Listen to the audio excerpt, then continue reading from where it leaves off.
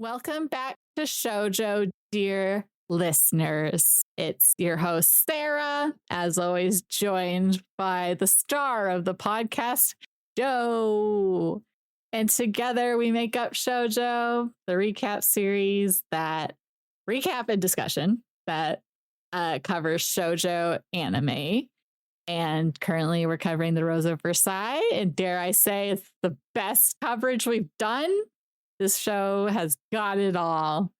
And we're over halfway now. So lots more to look forward to on that front. But before we get into it, tell me all about you, Joe. What have you been up to? I went to Dallas this weekend for a friend's birthday and did a lot of going out.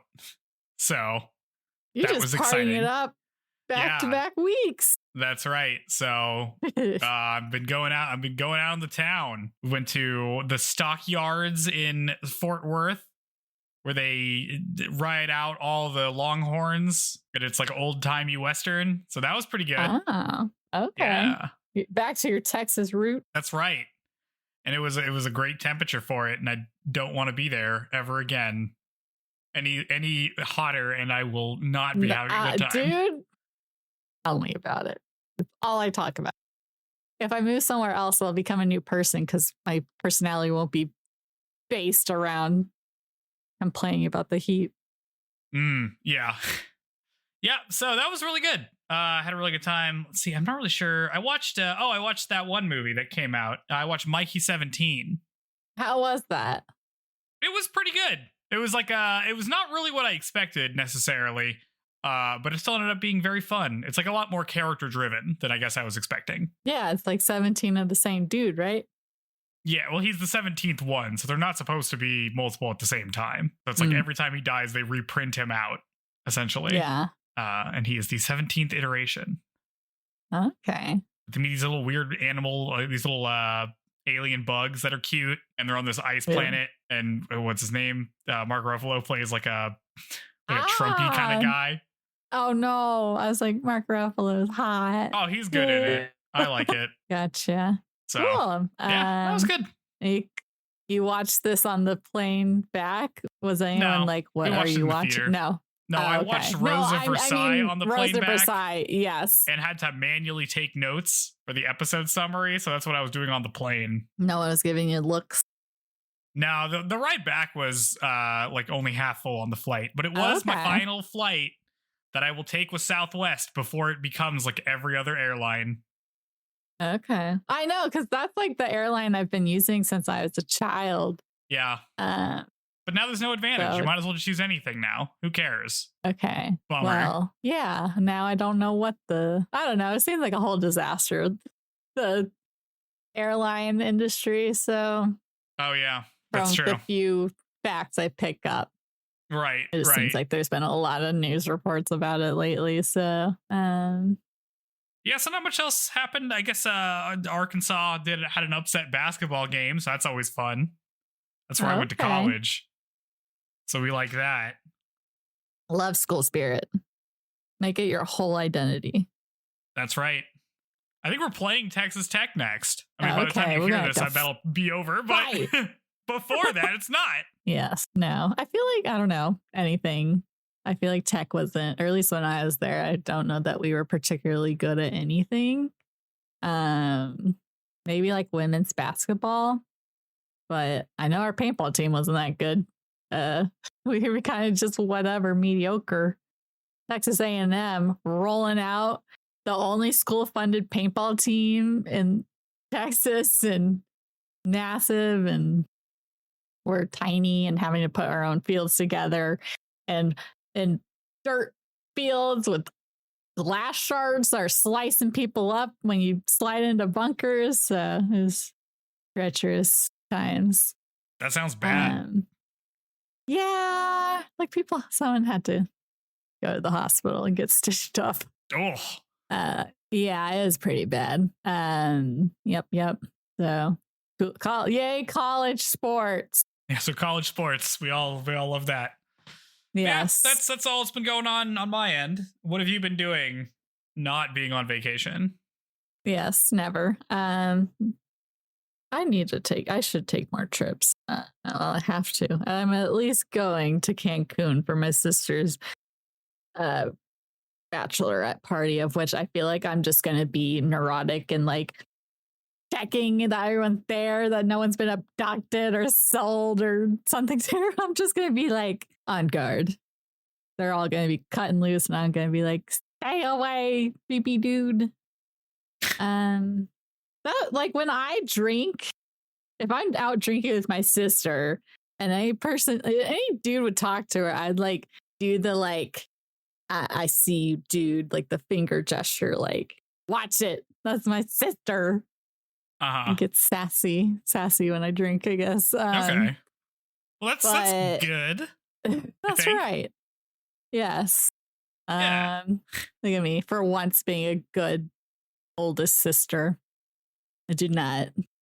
You see like the videos online of being like, oh, this is what the oldest does and the middle and the youngest. And I do not identify with the, nurturing vibes of the oldest child. Mm-hmm. But what I've been up to, let's see, I woke up at 2:30 this morning. Sleep issues have not ceased. So I was up for a long time, making sure my mic sounded good. So for the love of God, every week for the last several weeks, I've been like, I think my mic is fixed. And then there's some little thing. It hasn't been too bad, but I think maybe I finally have it figured out. Fingers crossed. I watched Severance season 1 and 2 because like everyone's talking about it. And I was like, I can't contribute to conversations at all unless I've seen it. So I watched it. I don't know if you've watched it, but nope. I have no time to do anything ever. No, sorry. All of my time is gone. Something. The podcast getting cut. Joe doesn't have I don't have time to watch this TV show people will talk about for another 2 months. That's true. Yeah. It is always very. So it's like, look, I finished it, coworker. And he's like, cool. On to the White Lotus now. That's what we're talking about now. And it's like, cool. Okay. This weekend, I played a lot of Monster Hunter Wilds. I haven't been streaming much lately. So I did a 10-hour stream on Saturday and then like a 5-hour stream yesterday. Wow. And it was good because I haven't like sat down and played that game very much. So that was good. What else have I been doing? Oh, I met with someone about this stray dog. So hopefully by next week I will have rehomed him. So that'll be good. I might have sneezed at Mark 11 minutes and 9 seconds, and I ran out of the room to not sneeze into the mic, and it still caught it. But tell me about the dog. What's going on with the dog? Okay, I don't know. Yeah, just that I have some contenders for rehoming now.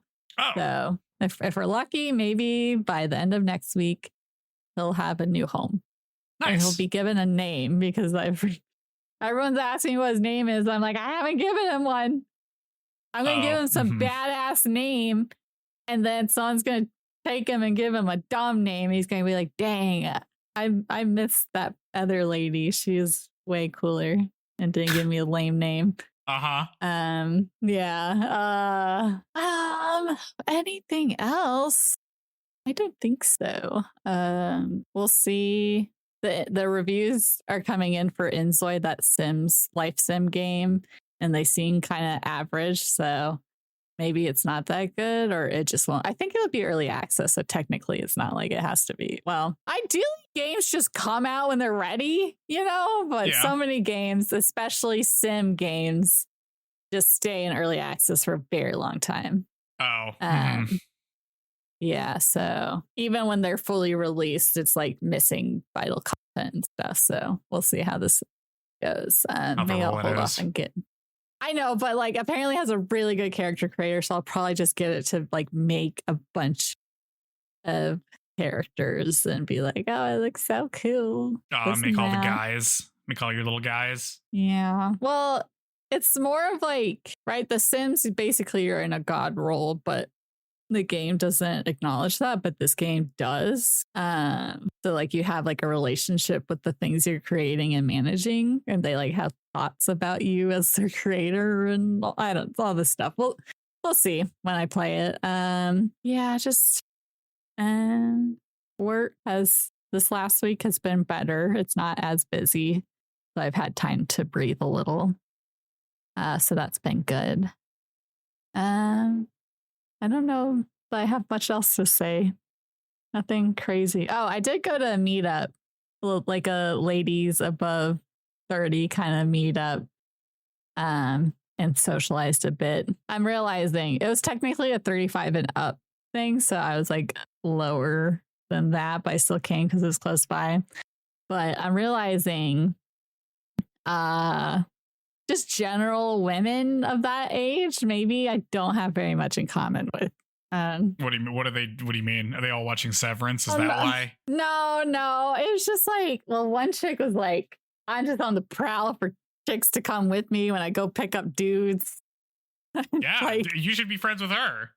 Oh God, I exchanged numbers with her, but yeah. I'm like, I know. Oh, you can be on the prowl. Like, oh God, we'll see. But I don't know. They're just it's just very like water cooler conversation. Nobody, like, everyone was super like fancy professional jobs, like freaking engineers and stuff. Everyone was nice, but I feel like I didn't deeply connect with anyone. So, but if they have any more meetups nearby, I'll go.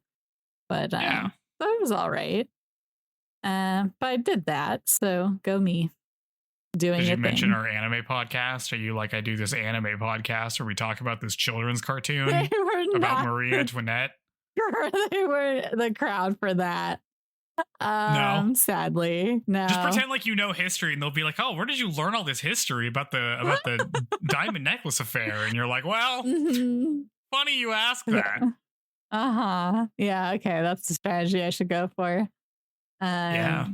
Okay, something exciting actually did happen. Sorry, I'm like, I don't have anything else to say, and then it's like now I have these things to say. It's ongoing development. We'll see if anything comes from it. But when I was doing the weekly stream for work on Wednesday, I was surprised to have the official Twitch channel for Sea of Thieves in my chat. And I was like, oh, hey, if you guys ever want to collaborate on anything, hit me up. So I have I'm emailing them right now, but how cool would that be? Well, it's Rare. And you know what Rare has done?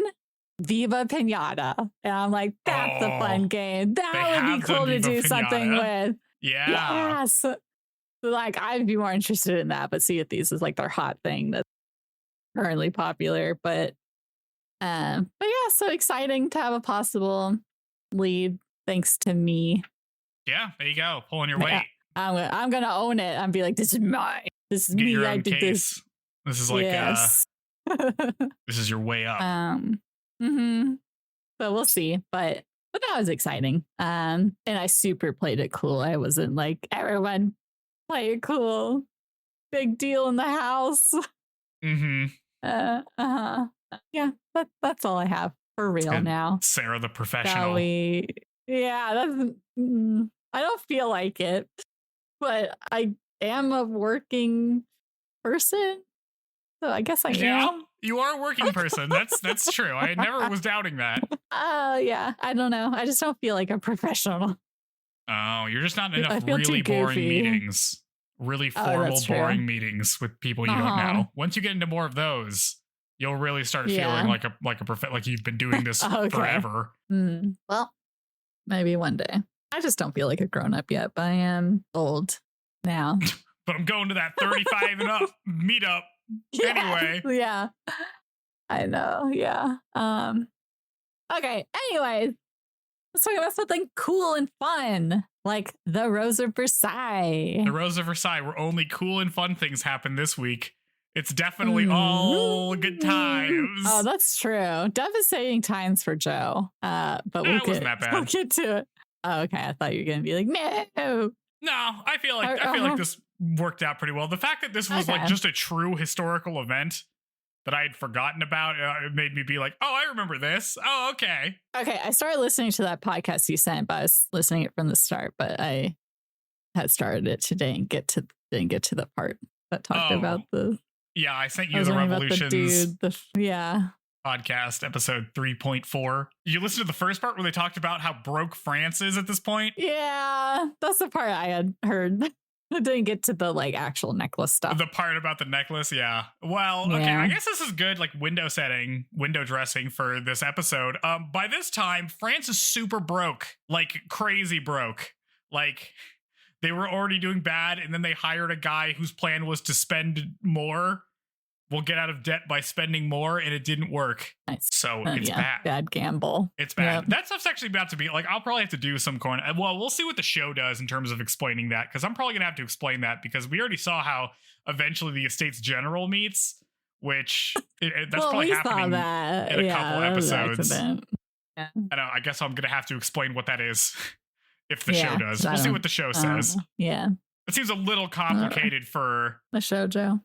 For this thing that's mostly intended for like teenagers of being like, well, all of these people from all these different classes have to come together to agree on tax law. Yeah, I see that not being the most engaging. No. It is unfortunately the most important the most important thing that happens, but we'll see. I'm really interested to see how they'll play out the like, because the first part of the French Revolution is very like political maneuvers and like people doing stuff. You know what I mean? Like it doesn't start like busted out into the streets until later. Yeah. So I wonder how into that they're gonna get. You know what I mean? They're gonna talk about the salt tax. Like I don't know. They might. I've been surprised by this show so far. So who knows? We may have one whole episode that's tax code. We'll see. We'll see. But yeah, let's get into it. So episode 22 is called The Necklace of Ominous Radiance. I hand wrote this on an airplane. So forgive me if it doesn't sound as natural as the other ones that are going to happen, because writing stuff on an airplane means my handwriting was not fantastic. And also I wrote 4 pages for one episode. So it was a lot. It took me like an hour. This was so long. Anyway, we open on a jeweler named Bomer presenting a necklace to Queen Marie. Apparently, it was a necklace that was originally ordered by King Louis XV for Madame du Barry, if you remember her.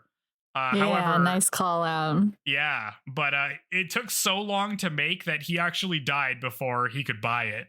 But it's so expensive that nobody else can afford it except for Marie Antoinette. She's the only person who can afford this expensive thing. It's like he built a super yacht and the person he made it for died. Marie's like, that's really cool. How much is it? And he says it's 1.6 million livres, which the narrator tells us is 19.2 billion yen at the time. I didn't actually convert that 80s, yeah.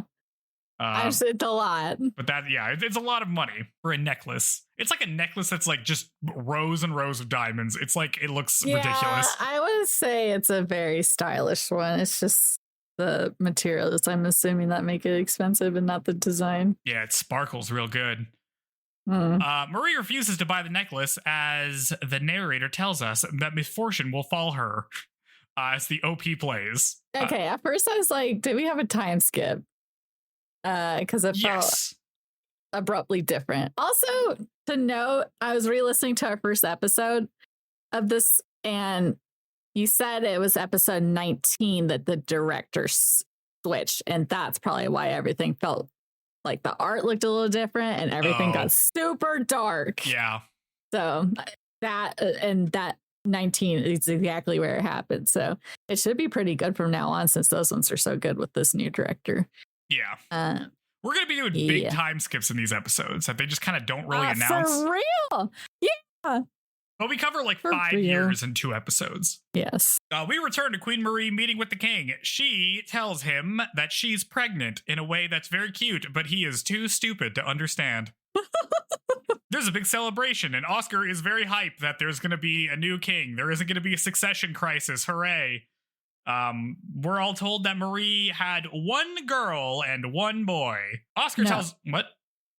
Is it I thought it was 2 daughters and then a boy came. I think that's true. We only see one daughter. I don't think they live. I think they die in childbirth or like really young, so they don't mention it. Yes, yeah. Okay. I can look it up real quick. Talk about what the children look like or something. But basically, the daughter just looks like a little Marie Antoinette. And then once we see the boy, it's got like the same hair color as Louis. But yeah, I was just like, okay, cool. We're not going to see like I guess we know they bone at some point because children I was like, is it going to be like baby first in or something? But no, it's happened. And at least it gives Marie Antoinette some purpose, I guess.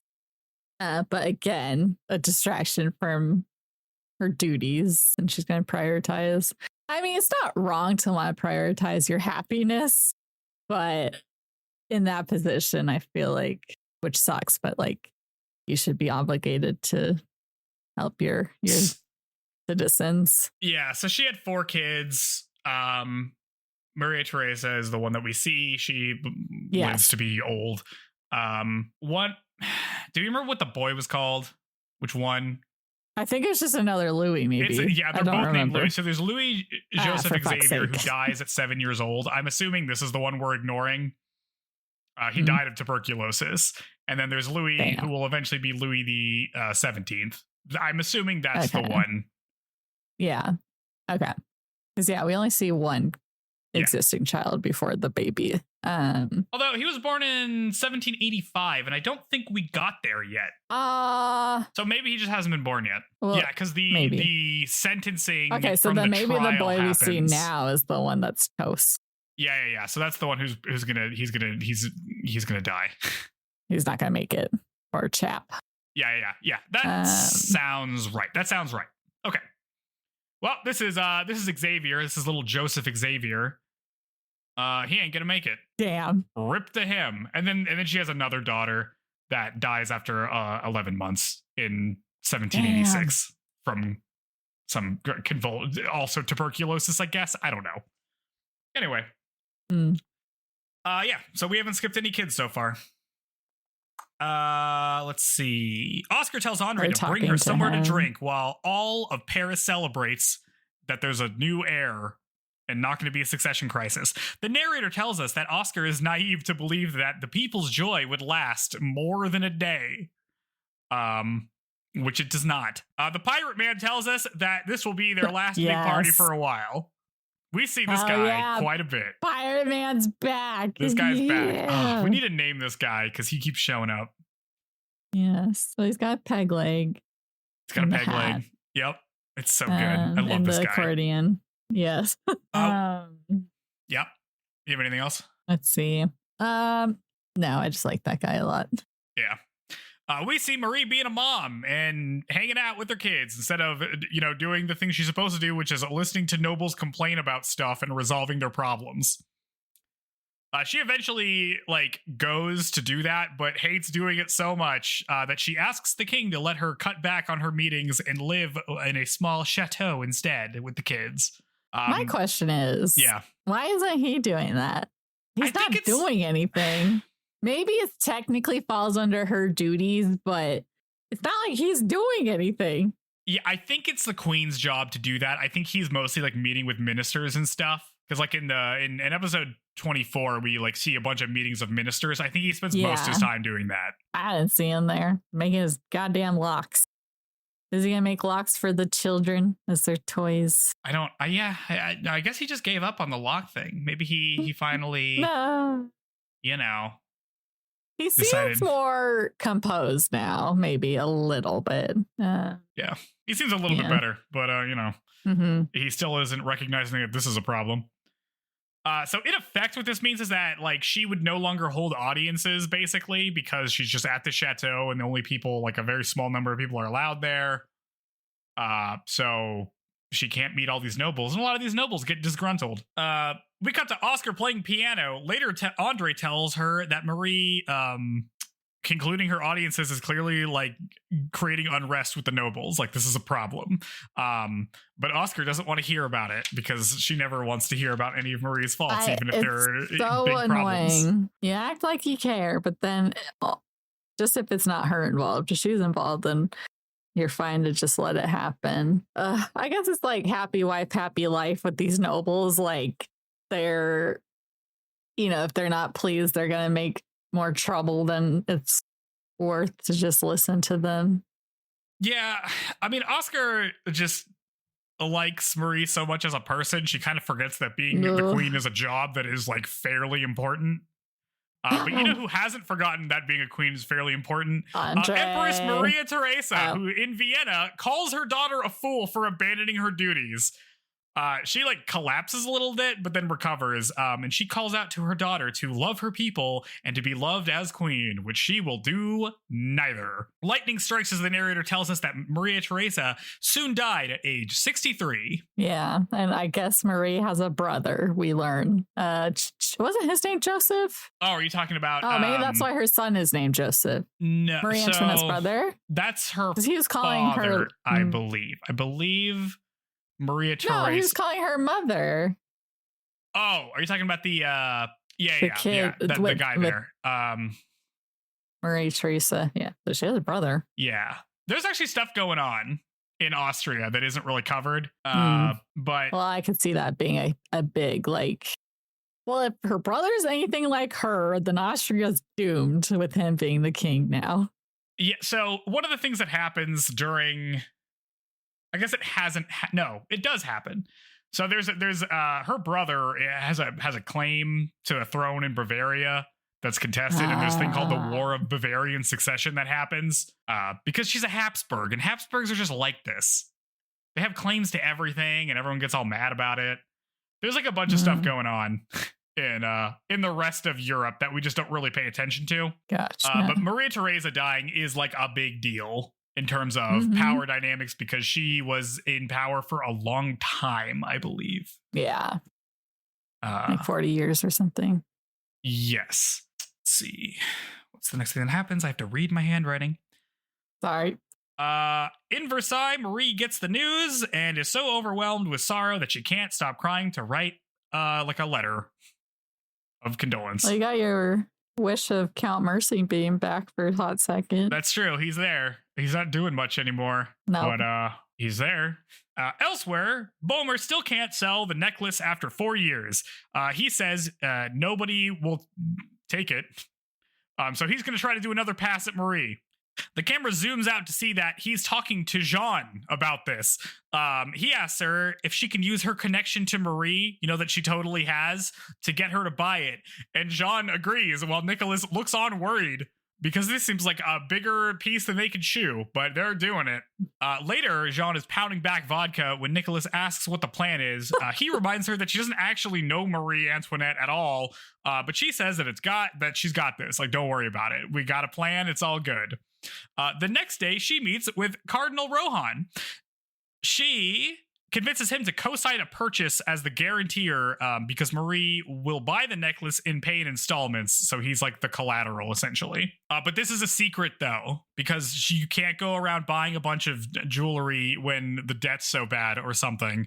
But, even though that excuse isn't good, Rohan just buys it immediately. So whatever. He's like so eager to do this.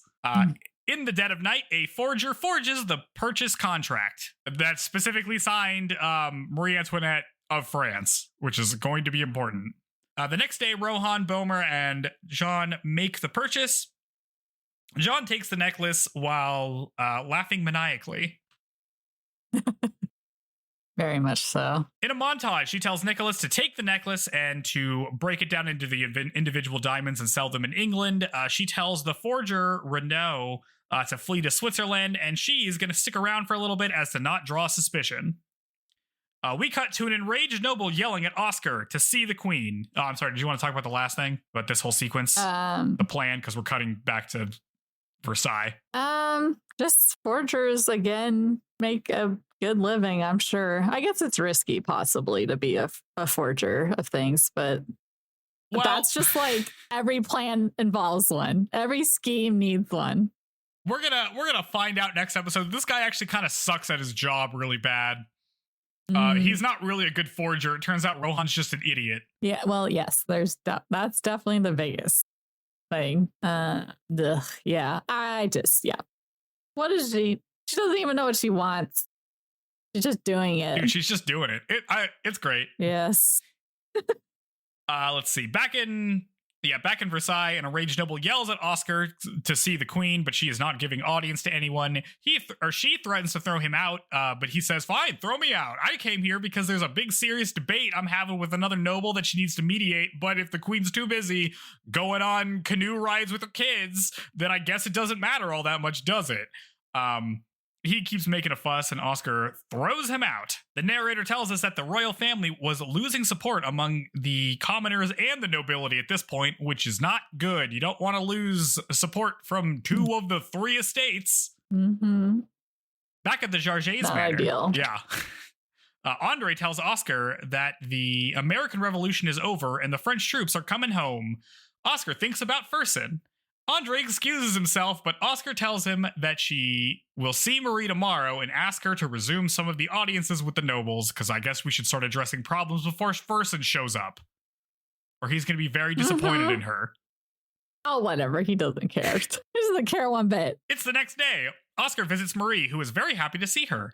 Her daughter is there, too, and they're, like, being cute, hanging out. They're being so cute that Oscar can't bring herself to tell Marie to resume her duties. Instead, just hangs out with her all day. Ugh, God, Oscar, have a backbone. Can't do it. Grow a spine. Jesus. Her and Marie take a boat ride and talk about Fersen. Marie thinks now that she's had kids, maybe she's over Fersen. I guess we'll find out soon. I'm gonna vote. The answer is no.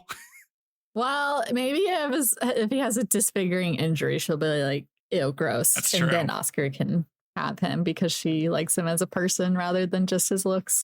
That's true. Oscar and Andre ride home. Oscar comments that Marie is the happiest she's ever been. So maybe she'll just ask her to do her job some other time, I guess. Oh.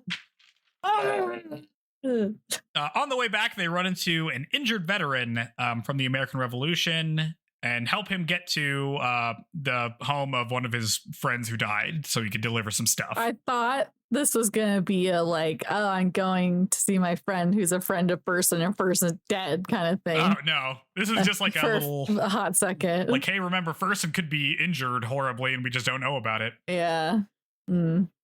Oscar thinks of Fersen and asks Andre to take her to a bar. They drink enormous beers as Andre tells Oscar that Fersen was not on the list of casualties, so he's still alive. But Oscar is still distressed. Oscar is just drinking so much the last few episodes. A lot. Oscar's getting pretty drunk, and a man offers to drink with her. Yeah, it's like off-colored. But she refuses, and Andre tries to de-escalate, but the drunk man persists, and he ends up hitting on her, and also like putting his hand like on her hair or something. So she smacks him across the room, just like real hard, sending him careening over several tables. Keeps calling her a beautiful lad. He's a beautiful lad. Well, Oscar is a bit of a beautiful lad. Oscar stands and says she'll turn this whole place upside down if anyone tries to touch her again. A man comments that she seems really on edge from the last time he saw her, and she turns and sees that it's Robespierre. Maximilian Robespierre is here. He's still a big shot lawyer, and he's like, hey, how's it going? Working for the people. Yeah, I'm just here saving France. You know how it is. You know how you're not doing that. Remember when you were supposed to do that, but then you didn't? And this is the guy that we saw in that little village in the inn, and then also who gave the speech at the coronation, right? Yes, that is that guy. Yeah. He will be the most radical of the initial revolutionaries. The other patrons over here, Robespierre, mentioned that Oscar is an officer, which would make her a noble, and they all get pissed off because they all hate the nobles. A fight breaks out, and Oscar and Andre get beat up as Robespierre and Bernard, the journalist, watch on. Have we seen this Bernard guy before? We haven't, right? Yeah, he was there when Rosalie's mom got ran over. Oh, right. Okay.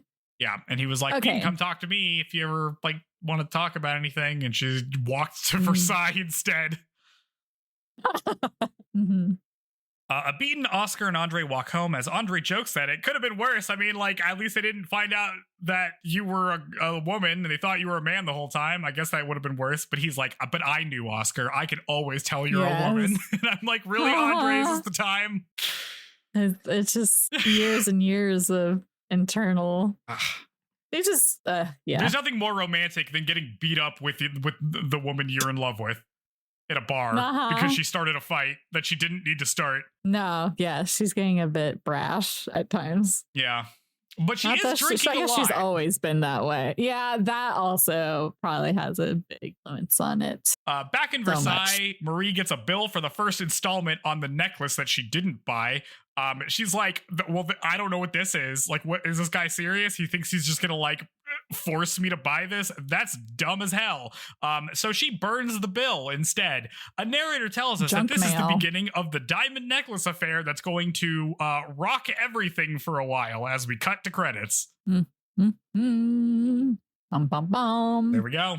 Marie's a mom. She is neglecting her duties once again. At least she's not neglecting her children.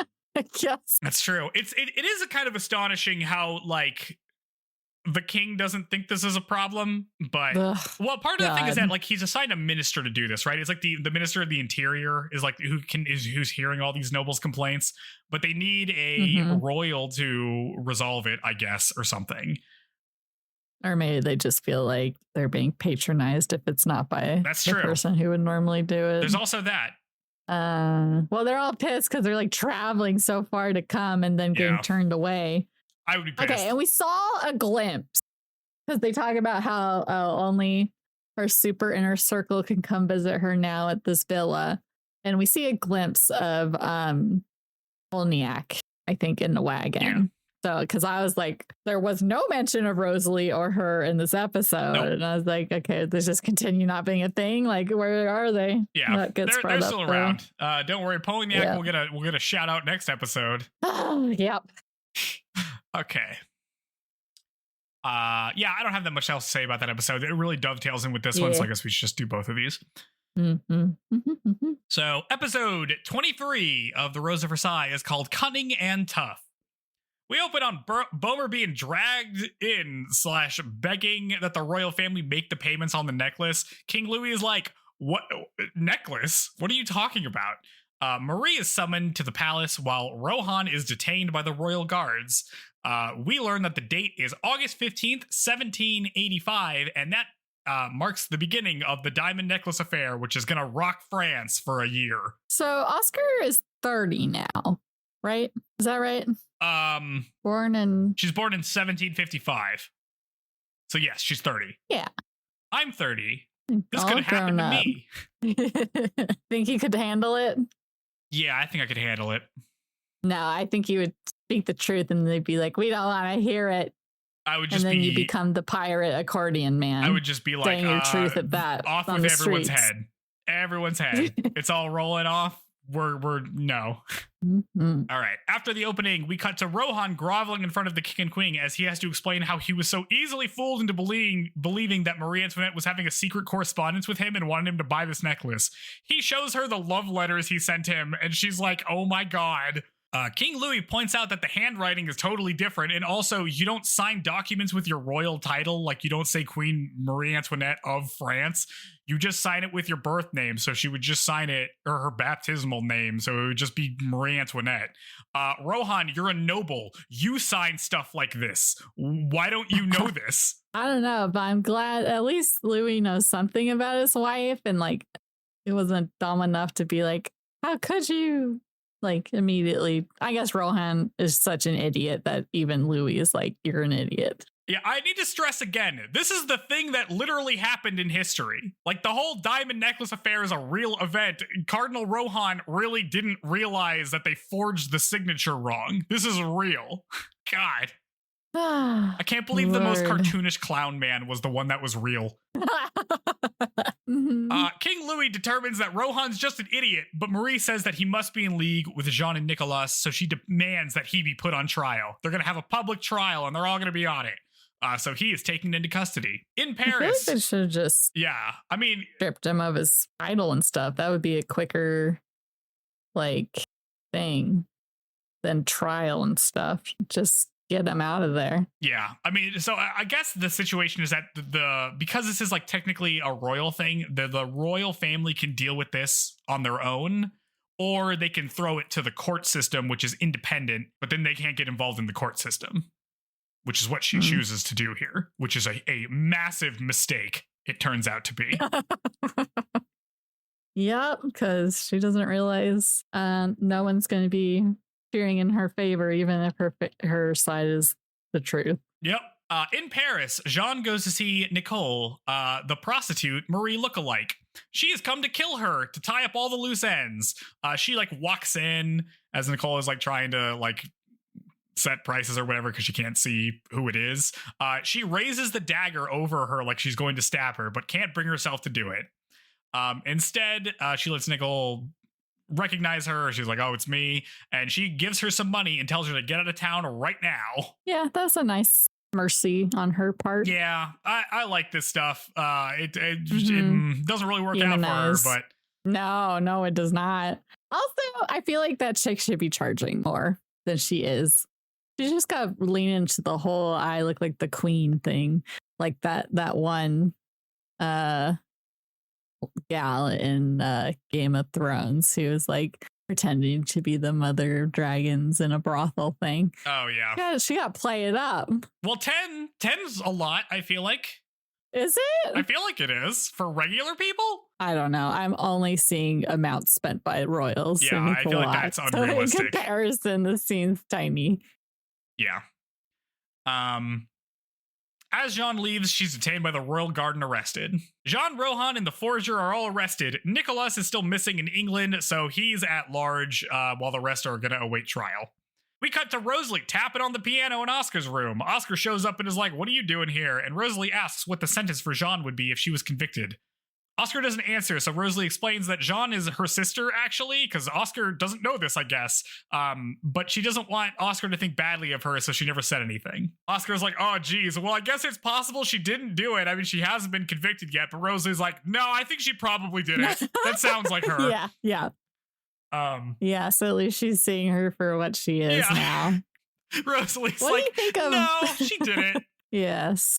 What do you think? We everybody's playing the piano now out of nowhere? Yeah, the piano. Everyone's got piano skills. Oscar's going to play piano several times.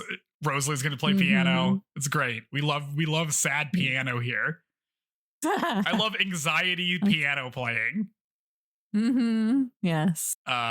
Rosalie asks Oscar to go see Jeanne in prison so she can give her mother's ring. She wants Jeanne to have it, and Oscar agrees to do that. Elsewhere in Paris, Robespierre tells his crew that the upcoming trial will be a peek across the veil into what the nobility are up to. They're doing stuff like buying extremely expensive necklaces. What's going on? We should all listen to how they fritter money away.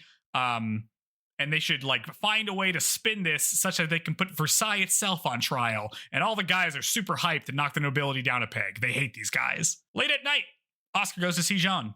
She's like, hey, Rosalie told me to bring this ring to you. It's your mother's ring. And Jeanne's like, I don't know anybody named Rosalie. And Oscar's like, yeah, okay, sure. And just leaves the ring on the ground for her and leaves. Good. Jeanne's covering for her sister. That's good. Later, the trial is held. We're told that the High Court of Paris is an independent system out of control of the king. Jeanne pleads not guilty at trial and tries to pin everything on Rohan. She's able to keep her cool. She's able to keep a cool head while Rohan is panicking and yelling and stuff. The judge points out that Jeanne did hire the forger, but she says that she doesn't recognize him, so it's just her word against his. In the gallery, what? That was just, agreeable mumble. Yeah, it's like this, before CSI, right? Before they had crime investigation labs. Yeah. It's just people saying stuff. I mean, I would assume back in that day, they'd just be like, don't listen to the woman. She's probably lying kind of thing, but they seem to be. I guess so, but they also have to be like, but the audience. Rohan, you're really stupid. Are you really expecting us to believe that you're this dumb? Yeah. In the gallery, Oscar points out to Rosalie that Jeanne is wearing her mother's ring. She can see it on her finger. Jeanne thinks about how she doesn't want to lose here and she's going to find a way out. Just then, the judge calls on a witness. It's Nicole d'Oliver, the blind prostitute that Jeanne didn't kill the other day. At that point, Jeanne knows that it's over. Nicole comes and confirms her identity, and Jeanne raises her fist as if to stab Nicole, but then lets it go. Well, I guess it makes sense, right? She was arrested as she came out of that lady's place, so it's not like they probably came and talked to her immediately, and she didn't have a chance to leave. So I can see her having been pressured to testify against Jeanne. Yeah. Jean. Yep, it's too bad. Yeah. It's too bad being kind gets you got. That's right. You know, she would have killed her. There wouldn't have been a witness. She maybe could have gotten off. Rip. Or they arrested her there. They go inside, see she murdered someone, and then she's in even bigger trouble. Yeah, maybe. They arrest her right outside the place. Yeah, but they didn't go in. They just capture her right there. They're just here for her. They're not going to go investigate where she went to. Well, maybe they did. And that's how they discovered this witness. And then if she had killed her, she would have been covered in blood, maybe. Who knows? I don't know. Anyway. However, Jeanne isn't out of it yet. She decides to put on one final show, which is great. God, fantastic. I love this. She's doing unexpected. Yeah. The judge asks her to explain her actions, and Jeanne says that yes, she was deceiving Cardinal Rohan, but only because she had received orders from above. From somebody who wanted the necklace at all costs and hated Rohan. And you know who that person was? That's right. It was Queen Marie Antoinette herself. This is a scandal. This is a big affair. This is a big conspiracy theory. The judge yells that Queen Marie was the one who wanted this prosecution. Why would she? That doesn't make any sense. This is an obvious, unsubstantiated lie, and you'll be held in contempt of court if you continue to lie to everybody. But Jeanne continues undeterred, saying that Marie probably held this trial to blame everything on her. The judge demands evidence, and Jeanne tells her that she burned the first bill from Boehmer to get rid of the evidence. Why would she do that otherwise? Isn't that awfully suspicious? And some of the disgruntled nobility who are in the audience shout in agreement that is suspicious.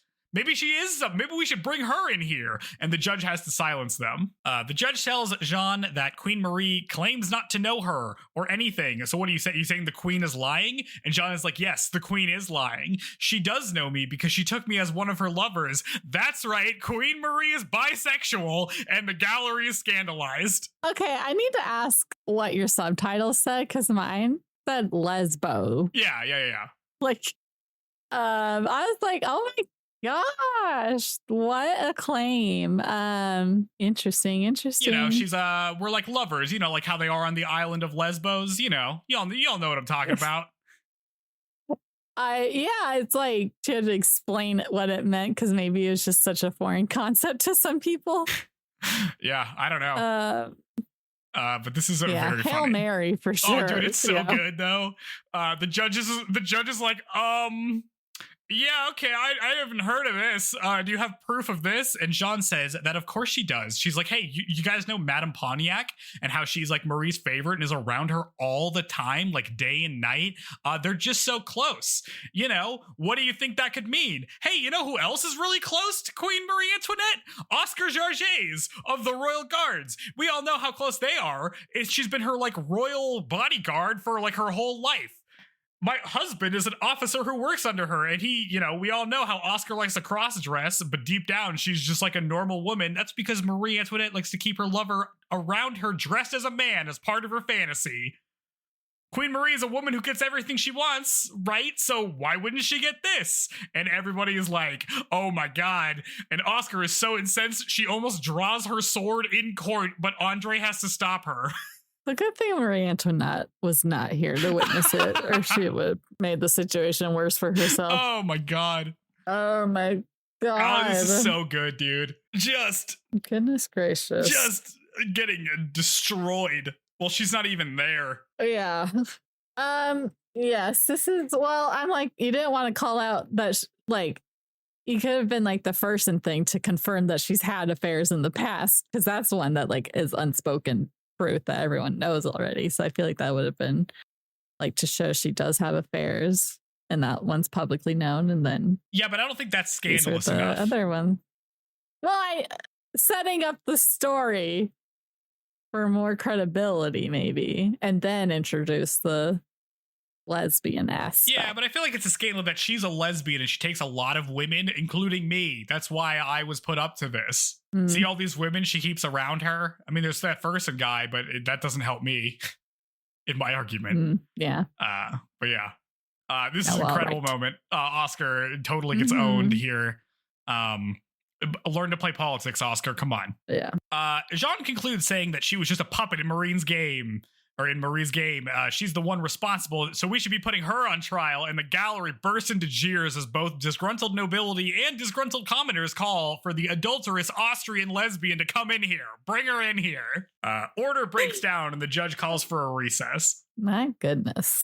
In the crowd, Robespierre and his junior, Saint-Just, and Bernard all watch on amused, and they're like, wow, that really blew up, huh?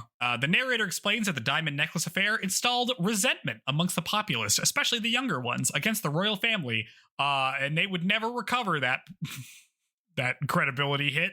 In a carriage, Rosalie tearfully apologizes to Oscar for what her sister did. Oscar is still in shock and not really listening. She says that Jeanne is a masterfully resilient woman who is so composed, even though she had like totally been exposed. Oscar is like, I have never seen a woman like that before. My God. She's impressed. Imagine somebody good at scamming. I've never met a confidence woman before. She had so much confidence. Yes, you just know friggin' damsel dummies like Marie Antoinette. Oh, God. If only Marie Antoinette had that kind of ambition. Oh, yeah, for real. I mean, this is why Marie Antoinette, the Empress, keeps being like, God, I just had to send her, huh? I mean, I learned later on through the Revolutions podcast that was her only remaining unmarried daughter because several other ones had died. So that was not necessarily her first choice, but it was her only choice. Yeah. Okay. How things could have been different, maybe. Yeah. On May 31st, 1976, everyone is not 19. It's in what? 1776. 1786. Oh, 1786. Wow, I just got this completely wrong. I was going to say, you said 80 earlier. I just wrote down the wrong date entirely. Yeah, so gosh darn it, Joe. In 1786, everybody was sentenced. Nicholas was sentenced to hard labor for life, but he's just still missing because he's gone. So I guess they'll catch him later. Renaud the Forager is exiled. Nicole is found innocent because, she didn't really do anything. Jeanne is sentenced to life in prison and branding on both of her shoulders, and Rohan is found innocent. What the hell? He should be guilty. Should be guilty. I mean, it's funny because, the judge gets it right, right? Like, he like, these are the people responsible, and these are the people that just got duped because they're morons. So it's actually a pretty good sentencing. So kudos to this judge. It's not going to matter very much. Jeanne demands to know why she's being punished while Marie is still being left alone. The judge tells her that just as the royal family cannot interfere with the high court cannot interfere with the royal family as he walks away. In Versailles, Queen Marie is outraged that this is how it turned out. She's like, what the hell? The bad guy, why is she the bad guy? She couldn't even be there to defend herself. And now everyone's saying that she's like an evil lesbian mastermind. What is this? Also, how did Rohan get away scot-free? Like, he's just totally innocent? What was even the point of this trial then, she says? Yeah, you should have left it in your court so you could, be the one determining his punishment. This is why you keep things under your jurisdiction if you can. She asks Polignac what she did to deserve this, and Polignac wonders aloud how Oscar could have let a con man like Nicholas serve right under her nose, because we're already getting knives out for each other here, I guess. We cut to Jeanne's branding. She's going to have a V branded on both her shoulders because the French word for thief starts with a V. But, as we expect, she's not going down without a fight and and pushes through and tries to make a break for it. She bites a guy, but she's eventually overpowered because she is one woman and these are four huge dudes. She screams to the crowd that she's innocent and that it's all the queen's fault. Eventually they force her down and brand her as all of the observers fall silent as they seem to be on her side. I don't think this was a good thing to do in public. No, they need a community manager to convey to them what the what is the sentiment of the people? I remember listening to... And then act accordingly. Yeah, I remember listening to a podcast about public executions a long time ago. And like, they can be kind of dicey because like the audience can just turn on people on it. Or like if there's someone they're sympathetic to, that can go pretty bad. Or like if the executioner does like a bad job, that can go bad for the executioner. So like these are very dicey situations to deal with kind of in general. I think bringing out somebody that everybody thought was innocent is probably not a good way to do this. Also, she's still alive. No. So yes. Oh God. Joe. Yeah. I need to get an allergy test. Sometimes I think I'm allergic to cats. And I have a cat. Oh God. Not a good combination. No. Being allergic to the cat you own. Yeah. It's itchy. Okay, carry on. All right, we'll finish this out. Jeanne is thrown in prison, and the narrator tells us that many, many people are sympathetic to her and visit her in prison, including some nobles. She has like a whole caravan of people coming to see her. Back in Versailles, Marie asks Oscar why any of this is happening, and Oscar explains that Jeanne is being, promoted by a bunch of angry nobles that couldn't get an audience with her while she was hanging out with her kids. And Marie wonders why they would do something so terrible to her just for something so trivial as meeting with them. Because I don't think she really understands the importance of her job. We cut to Jeanne in prison. She says to herself that she's had a lot of fun. She always wanted to pull a prank like that ever since she was young, as we cut to credits. Love to... Your girl, she's in trouble. Love to describe the affair of the diamond necklace as a prank. Yeah. It's a prank. Is this the precursor to the French Revolution where like thousands of people are gonna die? Yeah, but it's kind of just like a big prank if you think about it. Well, at least she doesn't seem to... She shined brightly and quickly, I guess, and she didn't exactly know what she wanted, but at least she's still be infamous. Or, well, is there a person... Is she like a real person who was in this, or this is just made up for her? Jeanne. Yeah, Jeanne. No, she's real. Okay, so then look, legacy and Joe's admiration. It's impressive. What more could you want? I mean, it's like absurd. This entire story is completely ridiculous. Even her like bringing the prostitute out to meet Rohan, the blind prostitute. I don't know if she was blind. She might have been. Is true. That's a thing that happened. It's incredible. Yeah, these scheming. These people are so dumb. You can just do anything. Yep. But yeah, she doesn't actually. Her fate ends up being a little bit different from what I've read on the Wikipedia. Okay. Well, let's hear about it. So, episode 24 is called Adieu, My Youth. We open on a prison guard discovering that Jeanne has escaped somehow, as we see like a cartoonish looking like bed sheets being tied out the window. It's very funny.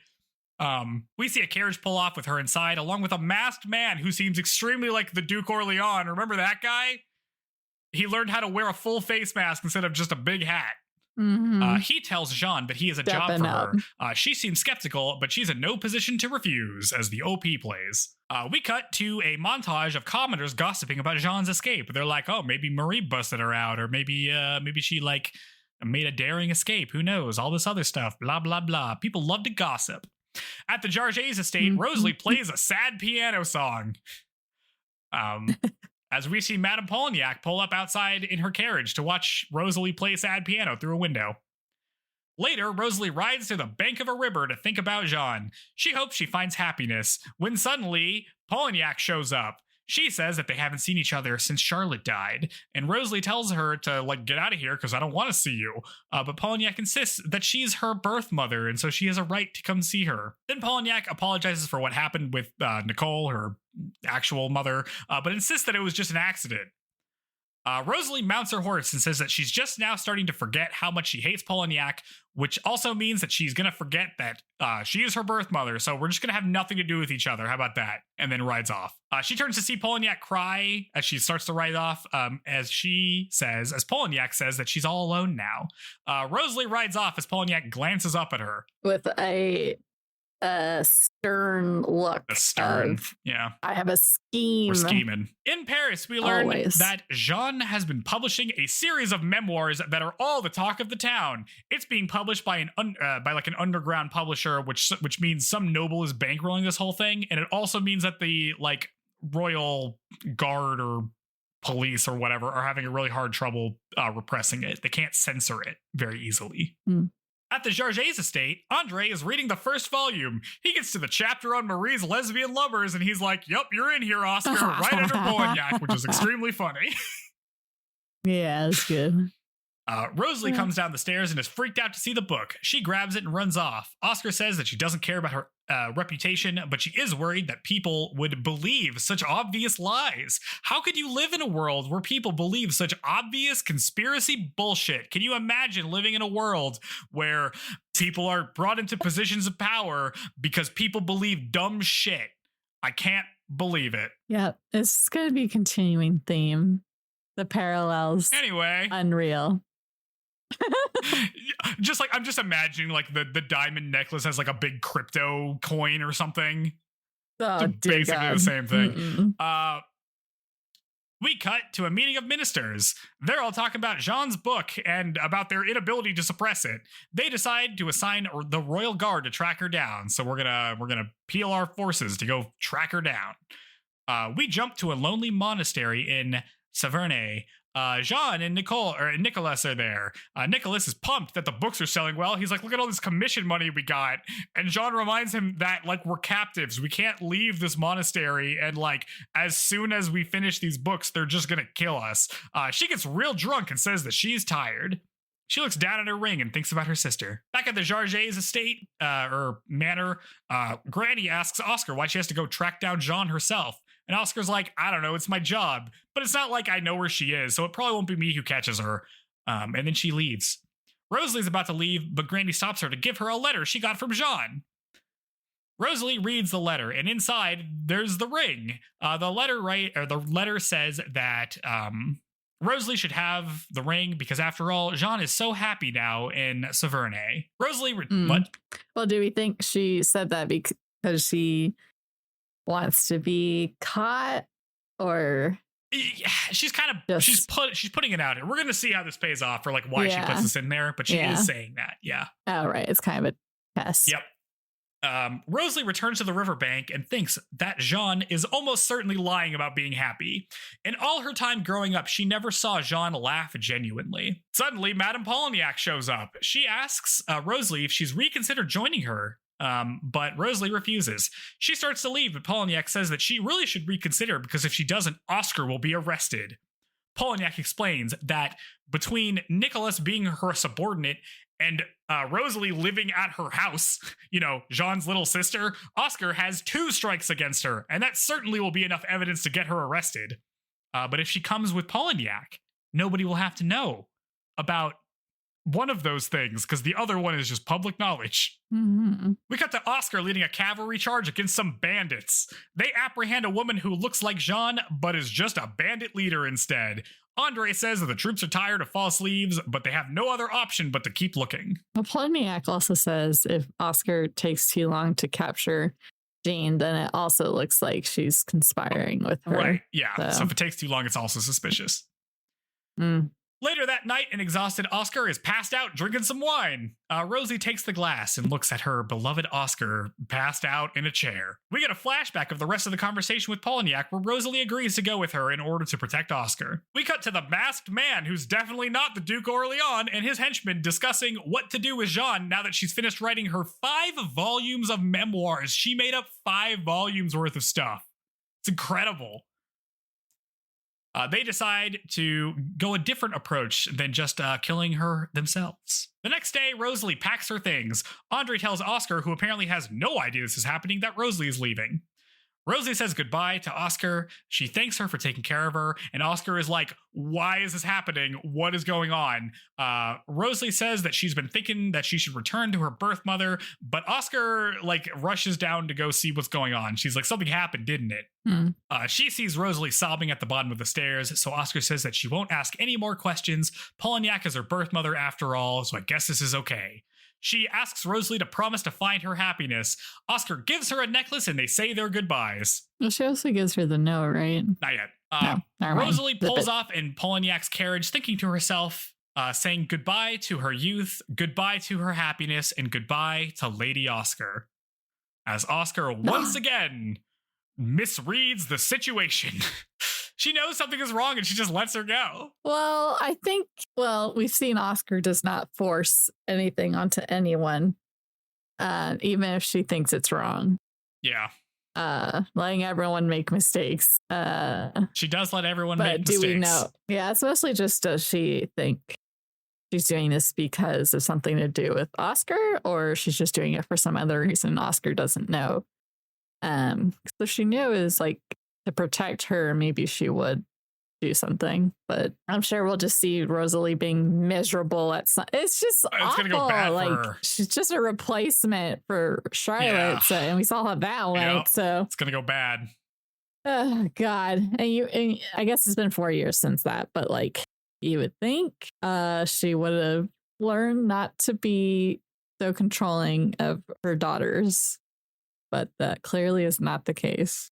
Yeah. Oscar's chivalry is really causing her to run out of runway to get anything done. Mm-hmm. She's basically just hemming herself in and everyone's running circles around her. Yeah. This is really rough.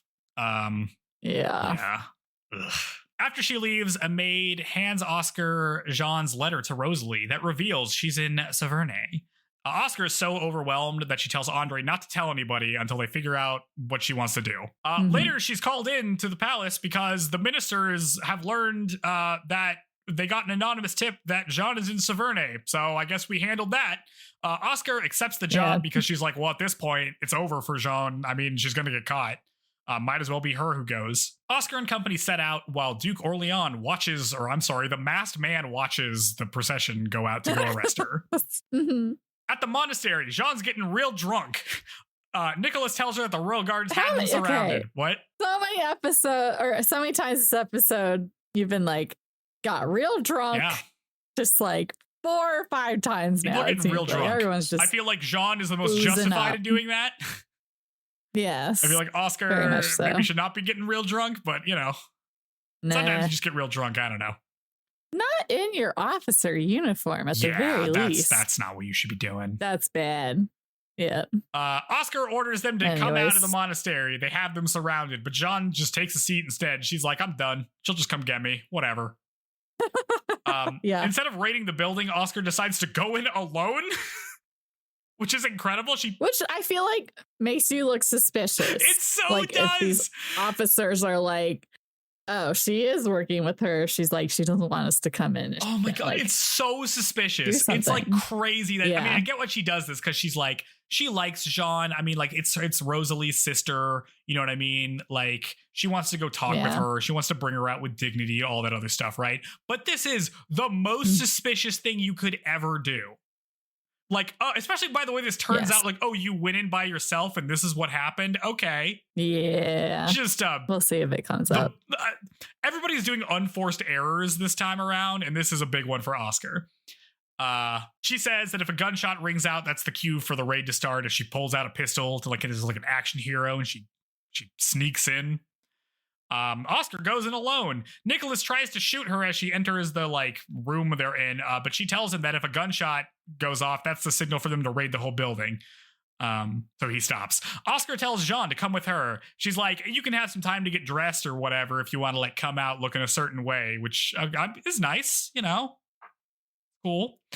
Jeanne doesn't move. Yeah. What? So gallant. Yeah, so gallant. Really gonna work out for her. Jeanne doesn't move and instead asks if Rosalie told Oscar where she was hiding. After a long moment, Oscar says no, and Jeanne is thankful that at the end of the day, she had one ally still left. Nicholas hits Oscar with a rifle. Nice and sad. I'm sorry, go ahead. Sorry, I was just gonna say,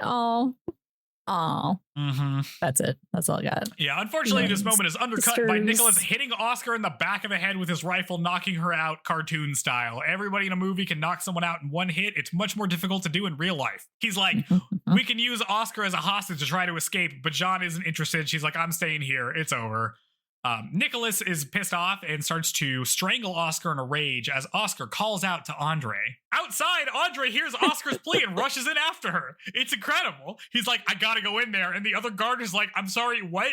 And he just goes, he's like, you can't just leave your post, Andre. What are you doing? It's so good. He heard her, though. He's heard her. Magical bond. Just like how he can always tell them. she's a woman, he can also hear her when she says his name. Uh-huh.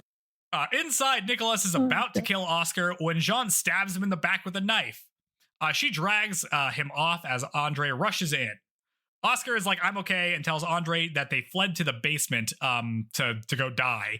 Andre rushes to the basement to see that they have lit some dynamite to blow the whole building up. Or it's like gunpowder or something. Mm-hmm. In their final moments, Jeanne apologizes to Nicholas for killing him too, but he says it's okay. She's the best woman he's ever known, and they kiss. Andre is barely outside when the entire building explodes. The narrator, sorry, I know you only have one line left. I was just gonna say, I didn't think she actually liked Nicholas very much, so I was surprised by the tender moment at the end. I guess it was the end, though, so it's the end. That's what a bottle of vodka does for you, you know? I mean, he did go along with the plan, right? Like, he was useful. He did kill her good-natured caretaker. That's true. They did kill that old woman. Yeah. The narrator says that this draws the end of the diamond necklace affair. No one ever found out who the noble helping her was. I mean, it was probably the Duke d'Orléans, but nobody ever knows because Jeanne died in that explosion as we cut to credits. Yep. Big thing. Our favorite, our best villainess yet, dead. I feel like from here on out, it's just going to be dudes being the antagonist now. Like Duke Orleans going to re-enter the scene and be the main antagonist again. Yep. Or Polniak is going to come back as our main evil lady. Yep. You thought she was done after she killed her daughter, basically. But no, she's back. She's back. It's... God. What is she gonna... She's gonna marry her off to that vampire Rosalie. guy. I hope not. Hopefully she's too old for him now. Which is horrible, but like Rosalie... she's got... like, what is she gonna do to her? She's probably not gonna let her talk to Oscar anymore, which will be the biggest bummer for her. Yeah. Not that she had like particular goals in mind for what she was going to do. I guess, right? She didn't like change anything in the last 4 years. She's just been playing the piano and riding horses, or maybe, I don't know. Well, I assume she won't take the Jeanne thing well. I mean, she knows so it's happening, I'm sure. Dead now too. And all she has is her shitty ass birth mother who's holding her hostage. Yep. So things are going to get grim for Rosalie. I can't help but notice that the theme between, maybe like a little theme that shows up in between these episodes, is that when you have the opportunity to kill somebody, you probably should take it, because Jeanne did not kill Nicole, which, to be fair, would have been in cold blood, right? I mean, that's somebody who's on your team. But that's what gets her convicted. So she goes down for that. And Rosalie didn't shoot Polniak in the face when she probably should have. She probably should have killed her. Charlotte would have still been alive. She wouldn't be getting dragged off. Even Marie might not be branded so much as a lesbian because Polniak would have been dead. You know, worst thing Jeanne would ever. have been like, oh, remember Polniak? And people would have been like, who's that? I don't remember. That was like 2 years ago. Mm-hmm. See, sometimes you just got like, I would not be surprised in the next couple of episodes if Duke Wamina showed back up and like wrecked Oscar's life somehow, you know? Oh yeah, just another like, oh, you should have. You gotta take the shot. But you gotta plug up loose ends. I'm feeling like all these people are getting punished for being merciful or being good dudes or listening to your morals. It's not really working out. This is not the morality era. Well, like the end, or the end justifies the means, kind of should be taken more to heart in this scenario, because it's not just you who's at stake here. It's like the entire country. So maybe you have to sacrifice some things, but it's for the greater good of this country that you love so much. Yeah, I mean, Marie wanted everyone to go be put on trial, to have a fair trial. And I guess the trial was fair. I mean, the sentencing was correct. It still didn't work out for her, though. Disastrous. No, yeah, I feel like it's just going to be, well, are we going to do another, like, skip from what just happened and just, or are we going to immediately be like, the people freak out finding out Jean's dead, or... Well, I feel like the next thing that Marie happens... Antoinette reads her memoir. Yeah, I don't know. I mean, I feel like the next thing that's going to happen... I mean, we still need Fersen to show up, like, physically, right? Oh, yeah. Yes. That's kind of been the most recent flag that's been planted. I guess we'll find out what fate awaits Rosalie. What Polignac has planned up for her. I sure hope we don't see that vampire guy anymore. Hopefully Rosalie's too old for him. But I imagine it's going to be something along that lines. Why else would you need a daughter suddenly? It's got to be to marry her off to someone, right? God, what if she try to marry her to Rohan? Oh my God. Yeah. But he's in the church, right? Oh, yeah. He's a cardinal, so he can't get married. Are they allowed to marry? No. No, okay. You. Yeah, so that's... There you go. Well, shouldn't the proof of him, like, actively sending these love letters, even if it was a fluke, shouldn't that be like, oh, he gets kicked out of clergy for like engaging in this romantic thing or something? I mean, as time has proven, clergy can get away with a lot without actually getting in real trouble. So I would not be surprised that this meant nothing. No consequence to it. Dang. Yeah. Okay. Yep. So. But Robespierre sure be out here, rallying the people, setting them all up. Yeah, I guess. Right, because this is episode 25, so we have... That was episode 24. 8, sorry. We have 16 left. 92, 23, 24. Right, okay.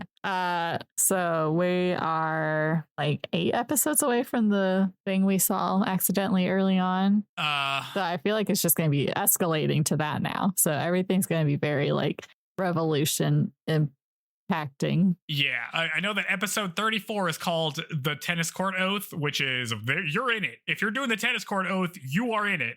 Yeah. So we got a little bit of runway left, but I think we're getting to the revolution. I think it's happening soon. Mm-hmm. I just hope there's some Fersen Oscar. Oh, I'm sure Fersen will come back. All I can hope for. Yeah. We'll see about. Andre heard her call out to him though. He heard it from outside. Yeah. Uh-huh. My man is in love. God, okay. I know, but nothing has happened. No, because he can't express at this point, so I don't think it's ever going to happen. Because Andre's okay with keeping it dormant. He's on board for that. Yeah. Well, surely at some point, he has his grandma. Does he have any other family? Like, I would think he's 30. Like, normally someone his age would be married already. I don't know.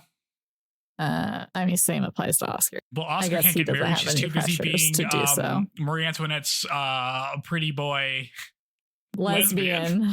Yeah. They should have just she should have just had her marry Fersen. This all would have been solved if that would have just happened. You know. Yep. Could have done it.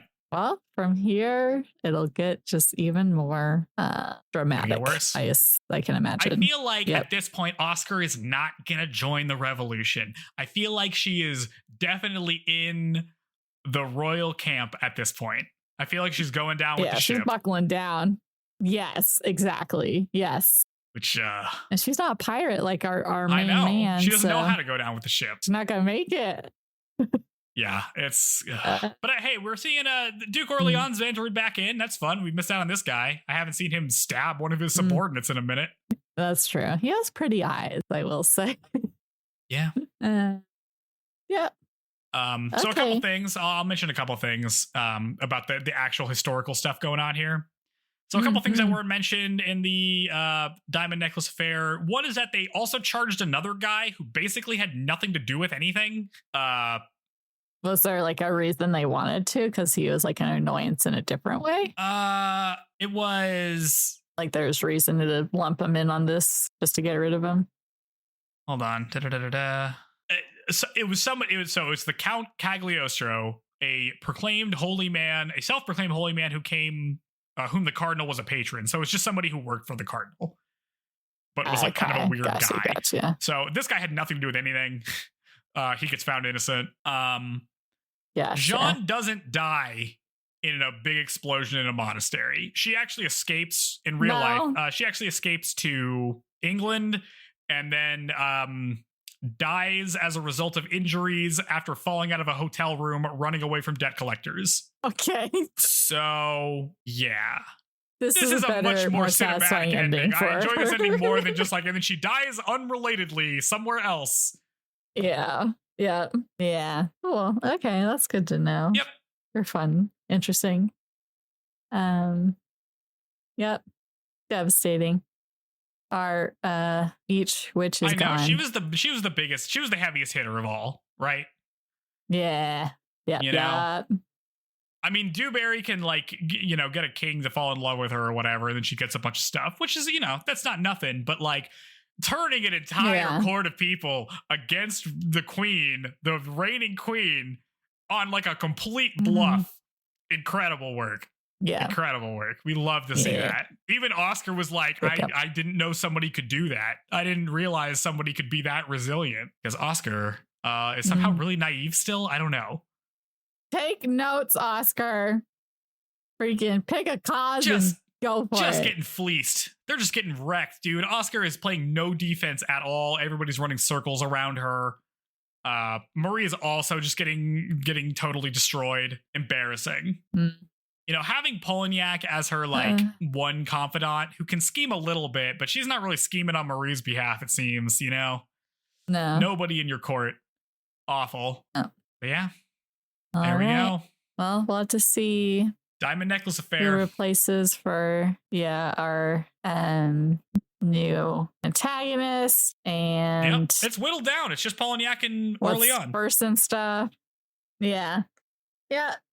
I mean, we're technically only a little over halfway, so I guess there's time to introduce. Or I feel like it's just going to be maybe someone on the royal side that's like a huge part of the revolution. Gets introduced or something. I don't know. I mean, it seems like I feel like we're drawing it into the character-driven part of the story and leading more into like the big plot part, right? Which is obviously the French Revolution. That's at least how it feels like, because it kind of feels like we're tying up all of the characters a little bit loose. I mean, we still got a ways to go with Rosalie, right? And that can go anyway because she's like an invented character, more or less. I don't know what's going to go on with Polignac. I mean, you can only stray so much from what happened with her historically, so she can't just like suddenly drop dead. And we got Fersen. We got Fersen drama. We'll see what how he's holding up, I assume. And then I think that's kind of it. I don't know if we have anything. Are there any other irons in the fire that we're waiting for? Andre's love. That's true. What's he gonna? Is he gonna ever like say it out loud? Yeah. What's Oscar gonna do? Is she ever gonna like show any interest in romance ever? Yeah. And where is her sister? Oh man. Or if we, we'll see. I'm excited. This has just been a very good show. Yeah. And well paced. What did we learn today, Joe? I feel like you got it. If you got the opportunity, you gotta pull the trigger. Like, listen, I think it's bad to do. I think it makes you a bad person to do that, right? But also, great character. If you want the desirable output, you're gonna have to. Sometimes you got to pull the trigger. Sometimes you have to shoot your birth mother in the face, who totally deserves to be shot in the face, even if it feels bad. Like, it's okay. And Oscar should get over this whole like, oh well, she's your birth mother thing. Like, that's not an excuse, Oscar. What are you talking about? Don't just believe that. I think she just said it to be agreeable to make Rosalie feel better about the fact that she wasn't going to change her mind. To at least go with like. So she can pretend that she doesn't have to worry about Oscar worrying about her. Yeah, I mean, I'm assuming it's more of the case. Like what it is, but just, oh gosh. Yeah. Oh, yeah. Do I bring interesting thoughts to the table? Yeah. You? Okay, cool. You're the first one to point out the pirate man. Yeah. We gotta come up with a name for that guy. Yeah. Joe. Accordion. What's your pirate name? Is there like a pirate name? I don't know. There's probably some, how they have like, put the color shirt you're wearing with the last thing you ate, and that's like your stripper name. There's got to be a pirate version of that. What's like a pirate thing about somebody who speaks the truth, but in like he's like a bard, you know what I'm saying? Because he's got that accordion. Mm-hmm. The Buccaneer bard, you know? Yeah, that sounds good. Yeah. Oh, man, that guy's great. I bet we'll see a lot of him. I was glad to see him several times in these episodes. Love to make a little freak. So I guess he's gonna be our little guy moving forward. Yeah. Giving us the sentiment. Oh man. We'll see if the alcoholism continues, if it ramps up even more. If you're gonna go out, yeah, I mean, just blow up a giant thing of gunpowder. Just blow up an entire building. Be dramatic about it. Be as dramatic as possible. I don't know, what else did we learn? Did we learn anything good? They'll have to list that we could actually use every time. I don't know. I think that's like obsess with your childhood love interest so much that you have like a telepathic connection one way. So you just hear when they call for you. They can save your love. You can't really decide to be a stay-at-home mom if you're the Queen of France. That's just kind of like not like, unfortunately, that's just not like, I understand that your daughter is very cute and it seems like you have a lot of fun. It's kind of just not an option for you, though. Yeah, you can still be involved in it. It doesn't, you don't have to be there constantly. You just be there every day when you can. That's tough. If right before your mom dies, she says you suck at your job, it's probably bad.